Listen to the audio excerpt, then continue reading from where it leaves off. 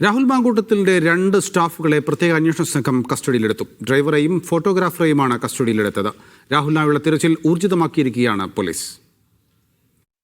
രാഹുൽ രക്ഷപ്പെടുമ്പോൾ കൂടെയുണ്ടായിരുന്ന driver, personal staff അംഗം എന്നിവരെയാണ് SIT സംഘം കസ്റ്റഡിയിലെടുത്തത്. ഇതിൽ ഒരാളാണ് നടിയുടെ കാർ ഓടിച്ചത്. കൊഴിഞ്ഞാമ്പാറയിൽ നിന്നും രാഹുലിനെ മറ്റൊരു കാറിൽ കയറ്റി സ്റ്റാഫ് അംഗങ്ങൾ തിരിച്ച് പാലക്കാട്ടേക്ക് പോളോ കാറുമായി എത്തി. ഇവരിൽ നിന്നും വിശദമായ വിവരങ്ങൾ ലഭിക്കാനാണ് കസ്റ്റഡിയിലെടുത്തത്.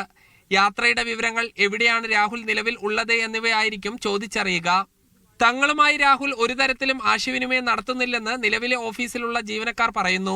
എന്നെ എൻ്റെ കൂടെ ജോലി ചെയ്യുന്ന സഹപ്രവർത്തകരായിട്ടുള്ള കോണ്ടാക്ട് ഇല്ലാന്ന് ഞാൻ അന്വേഷിക്കുമ്പോൾ തന്നെ എനിക്ക് മനസ്സിലായിട്ടുണ്ട്. ഇതിനിടെ രാഹുൽ മാങ്കൂട്ടത്തിന്റെ ഫോൺ സ്വിച്ച് ഓൺ ആയി. രാഹുൽ മാങ്കൂട്ടത്തിനെ കണ്ടെത്താൻ കൂടുതൽ സംഘത്തെ നിയോഗിച്ചു. കർണാടകത്തിലാണ് കൂടുതൽ പരിശോധന. മീഡിയ 1 പാലക്കാട്.